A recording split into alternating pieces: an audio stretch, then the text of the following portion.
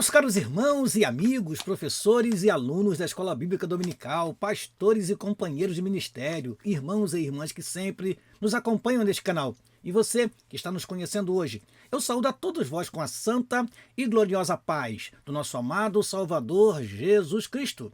Eis-nos aqui mais uma vez neste canal para vos trazer mais uma lição da Escola Bíblica Dominical. Estamos estudando neste trimestre sobre corpo, alma e espírito, a restauração integral do ser humano para chegar à estatura completa de Cristo. Já estudamos 9 lições. 4 delas falaram sobre o corpo, 5 delas falaram sobre a alma, e hoje iniciaremos o estudo sobre o espírito humano. Temos 3 lições para tratarmos sobre o espírito. E nesta primeira lição estudaremos sobre o espírito, o âmago da vida humana. O espírito, o âmago da vida humana. Eu quero pedir a você que deixe o seu like e compartilhe esta aula com outros professores e alunos, caro professor e aluno da Escola Bíblica Dominical. Antes de começarmos a nossa aula, eu quero orar ao Senhor para que Ele nos abençoe durante esta exposição e para que a palavra dele encontre lugar nos vossos corações e também possa mover a vossa vida no sentido de estar sempre em obediência e submissão à sua poderosa palavra. Oremos ao nosso Deus Pai. Em nome de Jesus te agradecemos a oportunidade que temos de chegar até os teus filhos através deste canal para transmitir mais uma aula da Escola Bíblica Dominical. Que teu Espírito nos oriente naquilo que iremos falar e que teus servos possam receber a tua palavra, Senhor, guardar no coração, praticá-la e ensiná-la, Senhor, com fidelidade e com autoridade. Assim oramos e te agradecemos. Em nome de Jesus. Amém e amém. Eu aproveito para avisar você também, meu caro professor e aluno, que todas as outras lições estão disponíveis para você neste canal. E agora vamos então iniciar a nossa aula e sempre começamos com o nosso texto áureo.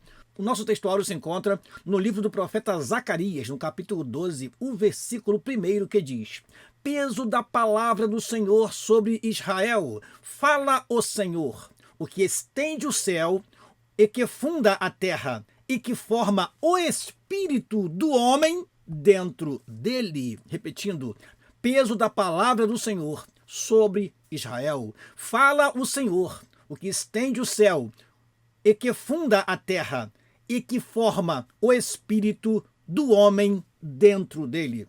Zacarias capítulo 12, versículo 1. Vamos à nossa verdade prática. Uma vez livre, nossa alma recebe vida espiritual e dirige nosso corpo para adorar e servir ao Criador. Uma vez livre, nossa alma recebe vida espiritual e dirige nosso corpo para adorar e servir ao Criador. Vamos então à leitura bíblica em classe. Gênesis capítulo 2, versículo 7, Eclesiastes 12, 7, Zacarias capítulo 12, versículo 1, o texto que já lemos, e Evangelho de João capítulo 4, versículo 24. Vamos, pois, à leitura. Diz assim a palavra do Senhor: E formou o Senhor Deus o homem do pó da terra, e soprou em seus narizes o fôlego de vida, e o homem foi feito a alma vivente. Gênesis capítulo 2, versículo 7. O outro versículo: E o pó volte à terra como o era, e o espírito volte a Deus que o deu. Eclesiastes capítulo 12, versículo 7. O outro versículo: Peso da palavra do Senhor sobre Israel. Fala o Senhor, o que estende o céu, e que funda a terra, e que forma o espírito do homem dentro dele. Zacarias capítulo 12, versículo 1. E o último versículo: Deus é espírito, e importa que os que o adoram, o adorem em espírito e em verdade. Evangelho de João, capítulo 4, versículo 24. Vamos aos objetivos da nossa lição. Primeiro objetivo: expor que o espírito humano foi concedido diretamente por Deus como parte essencial da natureza humana, capacitando o ser humano a ter comunhão com o Criador. Segundo objetivo: enfatizar que o pecado pode enraizar-se no espírito, gerando atitudes como soberba e inveja. Último objetivo: mostrar que a regeneração espiritual é a base para uma vida de adoração genuína, vivida em espírito e em verdade. Estes, pois, são os objetivos que devem ser alcançados a cada tópico, meu caro professor e aluno da Escola Bíblica Dominical. Vamos então para a introdução, e nesse momento sempre lembro você que é bom ter à sua mão uma canetinha, ter a revista da Escola Dominical nas mãos e bem próximo de você um exemplar da Palavra de Deus, para que você possa parar o vídeo, consultar versículos e assim estar mais apto, caro professor, para lecionar e você, caro aluno, mais apto também para cooperar com o seu professor durante a exposição em classe.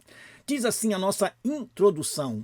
Já estudamos a respeito do corpo em 4 lições e da alma em 5 lições. Nesta lição estudaremos acerca do Espírito. Veremos como nos foi comunicado pelo Criador, foi nos dado pelo Criador o Espírito. Trataremos de sua divisão, eu acho mais conveniente colocar a palavra separação. Trataremos da sua separação em relação à alma e sua importância para a nossa comunhão com Deus em santificação e adoração. A nossa adoração deve ser em espírito e em verdade. A regeneração começa no interior e vai passando para o exterior. E como diz em 1 Tessalonicenses capítulo 5, versículo 23, versículo que estudaremos durante esta lição, a regeneração começa no espírito. A transformação começa no espírito. Por isso o texto diz: sejam plenamente conservados, irrepreensíveis, todo o vosso espírito, alma e corpo.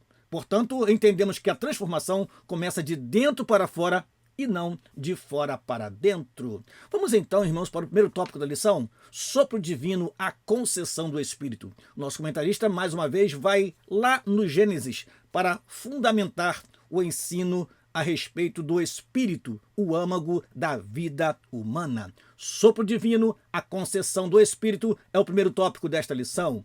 Diz assim o primeiro subtópico do primeiro tópico: o fôlego da vida. Feito de uma matéria pré-existente, o pó da terra, o corpo humano estava inerte até receber o sopro divino, o fôlego da vida, ato pelo qual Deus deu ao homem o Espírito e o tornou alma vivente. Então havia apenas o pó, mas Deus soprou o Espírito e o homem foi feito alma vivente. Até então, toda a criação havia sido feita mediante o emprego de ordens verbais, como haja luz, ajuntem-se, produza a terra. O homem, contudo, recebeu vida por uma comunicação especial, o elemento espiritual soprado por Deus. A matéria recebeu vida espiritual consciente, constituída de espírito e alma. Portanto, agora não era apenas a matéria, mas tinha agora a parte imaterial. O espírito é a parte imaterial através da qual estabelecemos comunhão com o Criador. Portanto, o homem é dotado de corpo, parte material, e de espírito e alma, parte imaterial do homem. A vida que o espírito recebe de Deus é por ele transmitida à alma. Esta, por sua vez, a expressa por meio do corpo. Portanto, e aí está o título da nossa lição, o espírito é o âmago, a parte mais profunda e íntima do ser humano, entranhado com a alma e inseparável dela. Entendemos que são tão unidos que somente a palavra de Deus pode separar estes dois elementos constitutivos do ser humano. Segundo subtópico do primeiro tópico, a singularidade do Espírito. Alma e Espírito são mencionados ao longo do Antigo Testamento e do Novo Testamento como componentes imateriais distintos.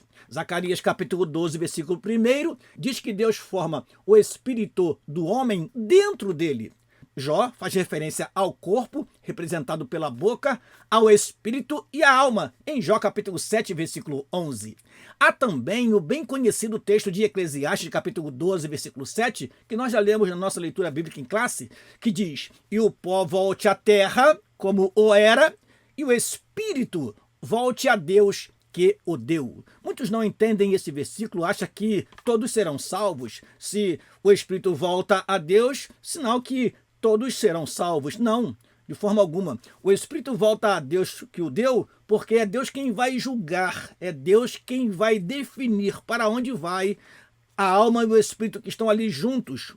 As partes imateriais estarão em um determinado lugar até o dia da ressurreição. E somente Deus tem domínio e poder sobre os espíritos das pessoas que morreram. Essa história de espírito vagando por aí, pessoas que se apresentam em determinadas reuniões para falar com outras pessoas aqui na Terra, isto é ideia espírita que não tem fundamento algum na doutrina bíblica. O retorno do espírito para Deus se dá junto com a alma, consciente das suas ações humanas, boas ou más, como vemos em Lucas capítulo 16, versículo 22 a 25 e Apocalipse capítulo 20, versículo 4. Nesse texto, como em outros, preste atenção nisso, caro professor, neste texto, como em outros, ruach, o termo hebraico para espírito, é representativo dos dois elementos espirituais. Não é porque falou apenas no espírito que a alma está distante do espírito neste momento. Não. Não podemos cometer o equívoco de separar alma e espírito após a morte, porque são inseparáveis nesta vida e também são inseparáveis no estado intermediário até que a ressurreição aconteça. Continuando então, da mesma sorte, em diversas passagens, nefesh, ou alma, é tomada pelo todo imaterial, ou seja, em algumas passagens da Bíblia, alma vai significar a alma e o espírito, e espírito vai significar, em outras passagens, alma e espírito. Isto tem a ver com a literatura hebraica, meus amados irmãos. É muito comum encontrarmos isso em textos sagrados. Portanto, alma e espírito são singulares, mas são inseparáveis. Continuando, a tênue divisão, terceiro subtópico do primeiro tópico. No Novo Testamento, 1 Tessalonicenses capítulo 5, versículo 23 e Hebreus capítulo 4, versículo 12 se destacam em relação à distinção entre alma e espírito, pois os mencionam expressamente, sem qualquer aparência sinonímica. Ou seja, temos dois textos sagrados que falam da divisão entre a alma e o espírito. E vamos ler para você o texto abrindo a palavra de Deus. Abra sua Bíblia aí, confira junto comigo, meu caro professor e aluno da Escola Bíblica Dominical. É bom sempre desfolharmos a palavra de Deus. Esse barulho de folhas sendo passadas é um barulho que agrada muito a quem gosta de uma leitura e a quem estuda realmente a palavra do Senhor. 1 Tessalonicenses capítulo 5, versículo 23 diz assim: E o mesmo Deus de paz vos santifique em tudo, e todo o vosso espírito e alma e corpo sejam plenamente conservados irrepreensíveis para a vinda de nosso Senhor Jesus Cristo. Paulo fala de espírito, alma e corpo. Hebreus capítulo 4, versículo 12, diz assim a palavra do Senhor. Hebreus 4, 12. Porque a palavra de Deus é viva e eficaz, e mais penetrante do que espada alguma de dois gumes, e penetra até a divisão da alma e do espírito, e das juntas e medulas, e é apta para discernir os pensamentos e intenções do coração. Então, em um texto nós temos espírito, alma e corpo, e no outro texto temos a divisão entre alma e espírito, lugar que só a palavra de Deus consegue penetrar. O segundo texto, aliás, refere-se à tênue divisão que há entre os dois componentes imateriais e é acessada sobrenaturalmente pela palavra de Deus, que penetra até o mais íntimo do nosso ser, onde alma e espírito estão entretecidos. Isso, irmãos, é maravilhoso. Imagine se a palavra de Deus não chegasse no âmago do nosso ser. Nós não seríamos transformados por inteiro. Por isso que a palavra de Deus vai aonde o homem não vai, aonde nenhum médico chegou, divisão da alma e do espírito. Conclui-se, portanto, que apesar das discussões teológicas a respeito da composição tríplice, espírito, alma e corpo, as Escrituras Sagradas fazem claras referências às três partes, distinguindo-as. Lembra os irmãos que a Bíblia tem uma revelação progressiva. Isso não acontece somente com a constituição do homem, isso acontece com outras doutrinas. Por exemplo, a doutrina da redenção, ela vai sendo explicada no Antigo Testamento e só é plenamente entendida no Novo Testamento. Também a doutrina da santificação, ela está desde o Antigo Testamento, mas ela só é entendida realmente no Novo Testamento. Isso também acontece com espírito, alma e corpo. No Antigo Testamento, nós temos espírito e alma e corpo sendo tratados de forma um pouco mais superficial, mas quando chega no Novo Testamento, nos escritos de Paulo, principalmente, nós temos a elucidação, a explicação, a luz a respeito dessa doutrina bíblica. Vamos então à sinopse da primeira parte da lição? Deus concedeu ao ser humano o fôlego da vida, tornando-o um ser espiritual com capacidade de comunhão com o Criador. Repetindo, Deus concedeu ao ser humano o fôlego da vida, tornando-o um ser espiritual com capacidade de comunhão com o Criador. Segundo tópico da lição, espírito, pecado e santificação. Vamos ao primeiro subtópico do segundo tópico, pecados do espírito. Existem pecados do corpo, como a prostituição, e da alma, como os maus pensamentos. Mas também existem pecados do espírito, como o orgulho, a soberba, a vanglória, a arrogância e a inveja. Estes costumam ser piores que os pecados do corpo. Por que o comentarista diz isso? Porque são sutis e às vezes ocultos. Os pecados do espírito causam terríveis males.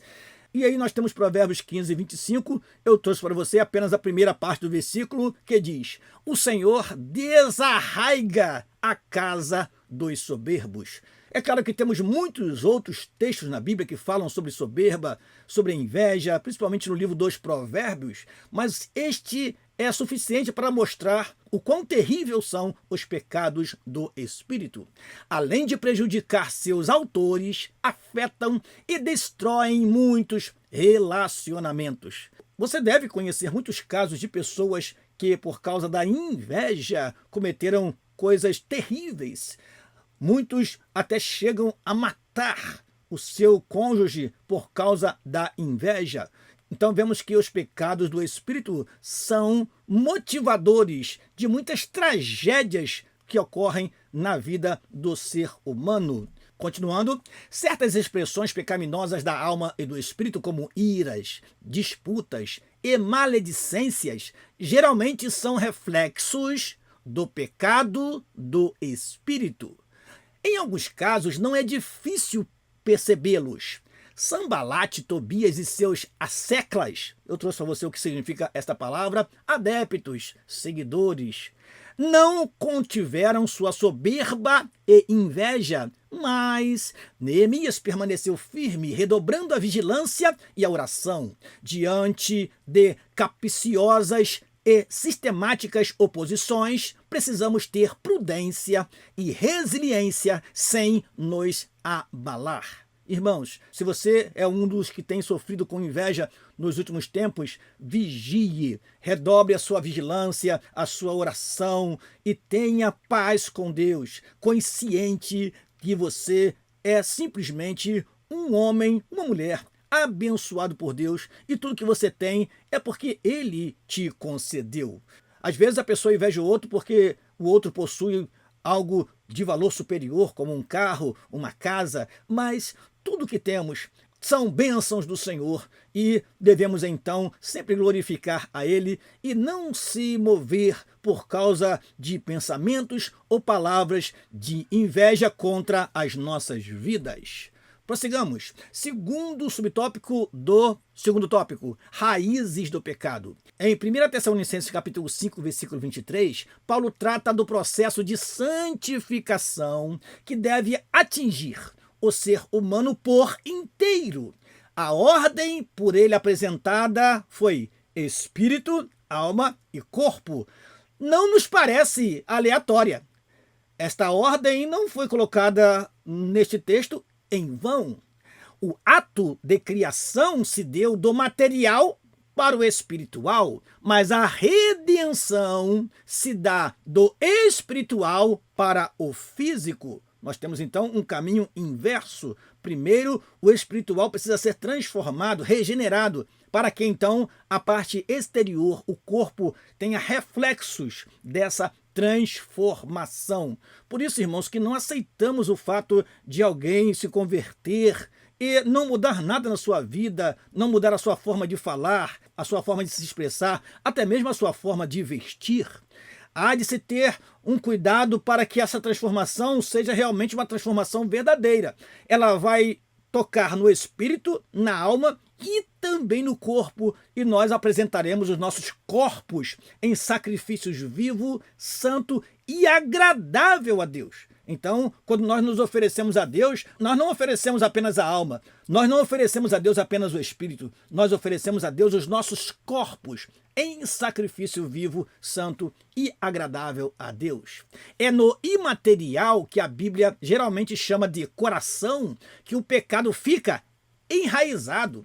Por isso, a verdadeira santificação acontece de dentro para fora, de dentro para fora.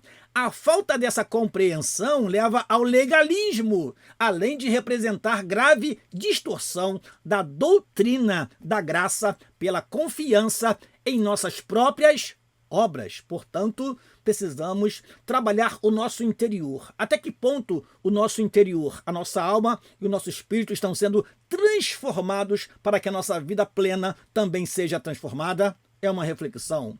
Continuando o terceiro subtópico do segundo tópico, vencendo o pecado. A força do pecado arraigado, ou seja, enraizado em nosso espírito, somente é vencida quando deixamos de confiar em nós mesmos e dependemos inteiramente da graça de Deus e seu poder salvador e santificador. Meu amado irmão, todo pecado é um ato de soberba. Todo pecado é um ato de desobediência a Deus, ou seja, o homem deixa de obedecer a Deus para poder exercer a sua própria vontade, o seu próprio querer, como estudamos na semana anterior, sem a direção de Deus, sem obedecer a sua palavra. Então, o homem vai na contramão. Por isso que pecado significa, acima de tudo, errar o alvo. Também significa transgredir, ou seja, há uma lei e você não obedece, você transgride a lei. Por isso é importante que saibamos nos humilhar perante Deus. A humildade é contrária à soberba. Então, aquele que a si mesmo se humilha será exaltado. Deus dá graça aos humildes, mas resiste aos soberbos. Por isso que o ato da aceitação que nós fazemos no final dos nossos cultos é: levanta sua mão e se renda ao Senhor. Render-se a Deus e dizer: eu não vou andar segundo os meus próprios caminhos, eu não vou fazer a minha própria vontade, mas eu irei me submeter à vontade de Deus. Continuando, como ensina Paulo, a lei do Espírito de vida em Cristo Jesus nos livrou da lei do pecado e da morte. Romanos 8, versículo 2. O que é impossível à força humana torna-se possível mediante o poder divino operante em nós. É Deus que opera em nós, como aprendemos na lição anterior, o querer e o efetuar. Mas isso acontece quando nós nos humilhamos diante dele. Revestir-se de mansidão e humildade no modelo de Cristo é essencial para uma vida espiritual saudável e frutífera. A arrogância sequer deveria ser nominada entre nós. Quando contendas, inclusive públicas, são feitas em nome de Cristo, é porque ainda não compreendemos o que é o verdadeiro cristianismo.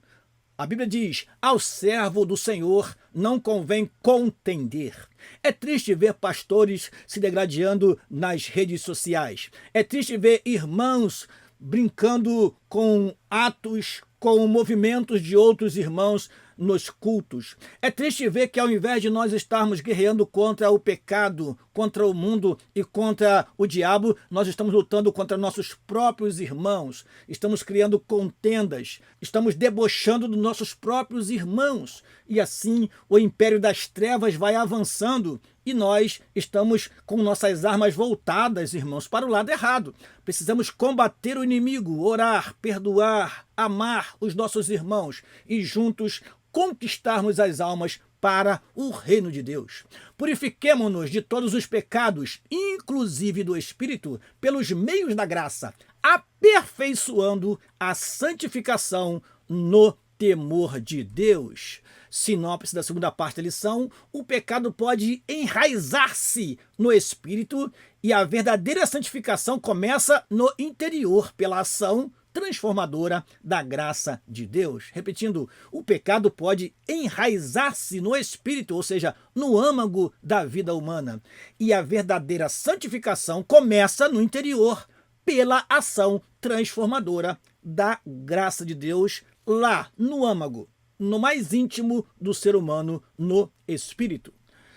Regeneração e adoração é o terceiro e último tópico da lição. Primeiro subtópico do terceiro tópico, o novo nascimento. A vitória sobre o pecado começa necessariamente com a experiência espiritual do novo nascimento.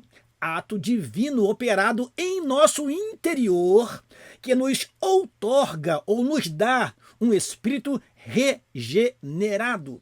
Isso era incompreensível para Nicodemos e seu padrão religioso, assim como é para os que desejam mostrar aparência de piedade sem terem experimentado o sobrenatural processo de regeneração. Vale a pena nós olharmos na palavra de Deus qual foi a reação de Nicodemos diante das palavras de Jesus. João capítulo 3, versículo de número 3, diz assim: Jesus respondeu e disse-lhe: na verdade te digo que aquele que não nascer de novo não pode ver o reino de Deus.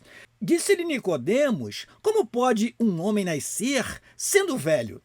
Porventura pode tornar a entrar no ventre de sua mãe e nascer? Jesus respondeu: na verdade te digo que aquele que não nascer da água e do Espírito não pode entrar no reino de Deus.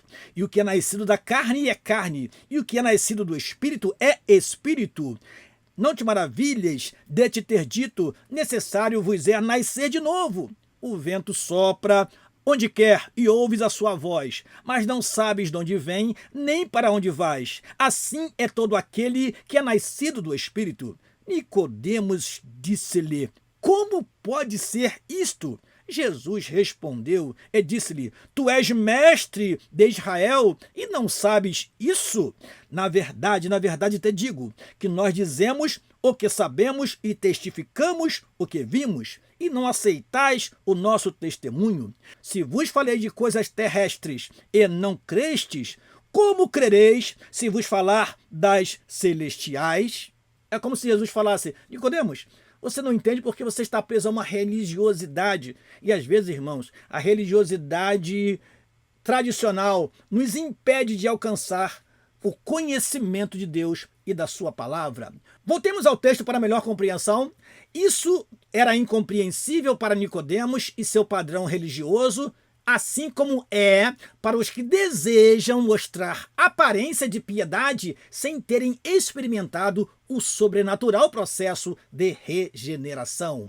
Com o espírito altivo, resistem à verdade e negam a inerrância e infalibilidade da Bíblia, considerando sua mensagem ultrapassada, interpretam as Escrituras conforme seus desejos já estabelecidos. Não podemos ter comunhão com os tais. Amados, é triste ver como nos últimos tempos têm se levantado tantos ensinadores através das redes sociais, falando coisas que não convêm, violentando o texto sagrado e muitos deles resistindo à verdade sagrada.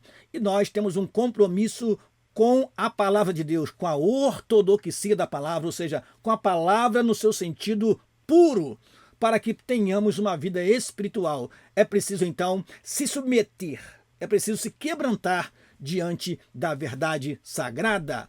Prosseguindo, em espírito e em verdade, segundo subtópico do terceiro tópico, a compreensão da imprescindível obra do Novo Testamento operada em nosso interior é fundamental também para uma vida correta de adoração. Assim como Nicodemos, a mulher samaritana expressou um entendimento religioso limitado ao visível, apontando o Monte Gerizim, conhecido lugar de adoração de seus pais. João, no capítulo 4, versículo 20, a mulher samaritana disse: nossos pais adoraram neste monte, e vós dizeis que é em Jerusalém o lugar onde se deve adorar. Versículo de número 21 até o versículo 24, vamos ler? Disse-lhe Jesus: mulher, crê-me que a hora vem em que nem neste monte, nem em Jerusalém adorareis o Pai. Vós, os samaritanos, vós, adorais o que não sabeis. Nós adoramos o que sabemos, porque a salvação vem dos judeus. Mas a hora vem, e agora é, em que os verdadeiros adoradores adorarão o Pai em espírito e em verdade, porque o Pai procura a tais que assim o adorem. Versículo número 24. Deus é espírito, e importa que os que o adorem em espírito e em verdade. Uma vida espiritual sadia não se fundamenta em misticismo, ou seja, em objetos sagrados, em amuletos, mas em uma comunhão com Deus segundo as Escrituras. Prosseguindo, o terceiro subtópico do terceiro tópico, um espírito quebrantado.